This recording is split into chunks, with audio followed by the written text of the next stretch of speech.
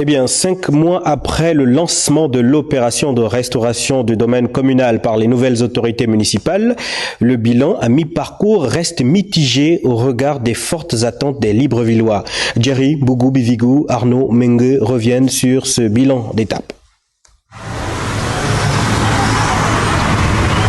Un officier supérieur étoilé à la délégation spéciale à la commune de Libreville.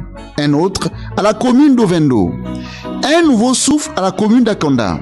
C'est dire tous les ingrédients pour restaurer le domaine communal. Seulement voilà, 5 mois après, toutes les communes du Grand Libreville ne sont pas logées à la même enseigne. En circulant, les poubelles continuent de joncher les artères. Ici, ce sont les odeurs qui dictent leurs lois. L'occupation anarchique, dans et aux abords des marchés, ont toujours droit de citer. La question des trottoirs, avec sa série de plusieurs épisodes, libérer les trottoirs semble jouer les prolongations. Les épaves de voitures, malgré l'étroitesse des rues, demeurent d'actualité.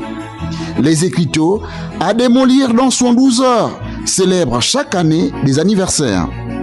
L'observation de ce pâle tableau peut suggérer que la restauration du domaine communal fait de la résistance. Pourtant, en harmonie avec la restauration des institutions qui est enclenchée, les nouvelles autorités municipales devraient produire les fruits annoncés lors de leur prise de fonction pour que le Grand Libreville soit définitivement une ville belle, propre et conviviale.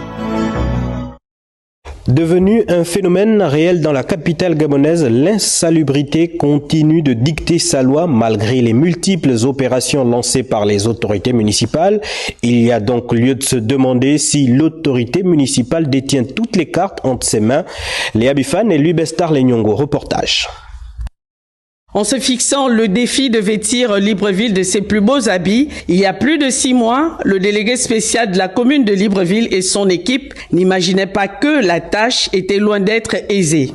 À ce jour, notre vie se heurte encore à la résistance des commerçants et opérateurs économiques véreux qui continuent de défier l'autorité de l'État en occupant de façon anarchique les trottoirs, ce, malgré les multiples descentes de terrain des équipes de la municipalité.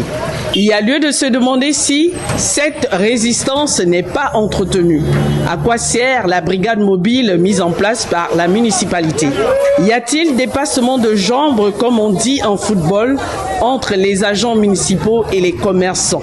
Autant d'interrogations, mais qui pour répondre au regard de la problématique qui persiste? Les opérations libérer l'espace communal ou des restaurations de l'ordre humain se ressemblent, mais sans atteindre les objectifs fixés, à savoir redorer l'image de Libreville. Bien au contraire, le phénomène à la peau dure, comme quoi les commerçants semblent dicter leurs lois aux autorités en brillant dans le non-respect des mesures en vigueur, surtout qu'aucune sanction n'est appliquée. L'occupation anarchique du domaine public ne saurait donner place à la salubrité dans Libreville tant que les mains des autorités municipales seront hésitantes à frapper. Voilà qui referme ce dossier.